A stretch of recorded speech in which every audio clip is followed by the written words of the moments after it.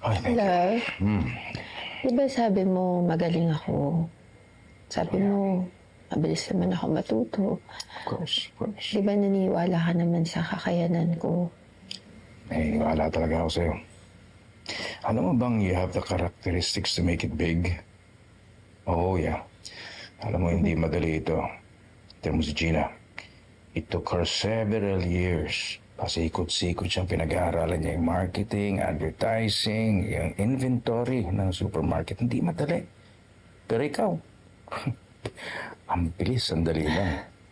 Very impressive. Very Thank you, impressive. love. Thank you. Nakikita mo yung mga sakripisyo ko para tulungan ka. Nakikita ko. Alam mo, pinag-uhusayan ko talaga kasi gusto kong pagkatiwalaan mo ko pag dumating na yung araw na mag-decide ka magpahinga. Maasahan mo ko. Alam mo, pagkatapos nung nangyari kanina, napaisip ako na baka dapat mas galingan ko pa.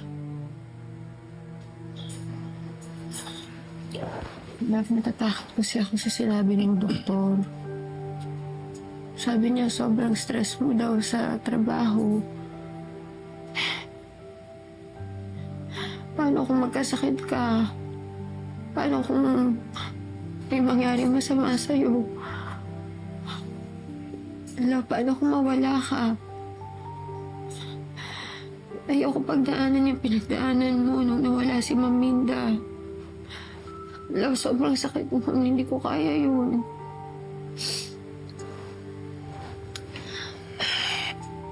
Tana, kaya huwag ka na umiyak.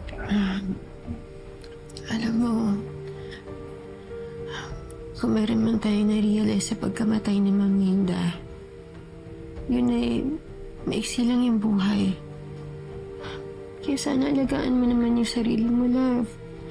Yeah. Alam ko mahal mo yung business mo. Pero, kailangan kong sabihan to bilang isang asawa na nagmamalasakit sa'yo. Ano kung magpahinga ka na kaya? What if mag-retire ka na kaya?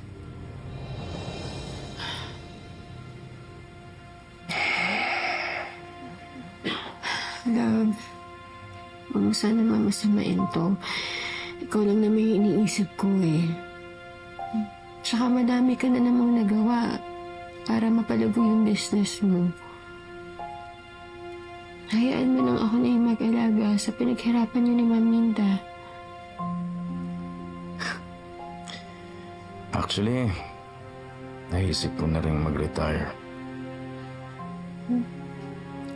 Pero iniisip ko siguro ang pagkatapos na lang ng anniversary celebration ng supermarket natin.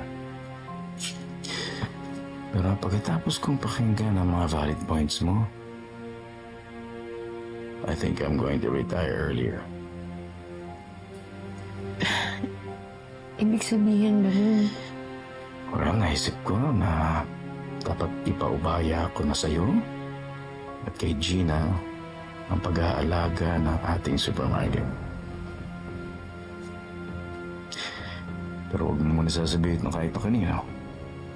Gusto ko maging secret ito and surprise sa kanila.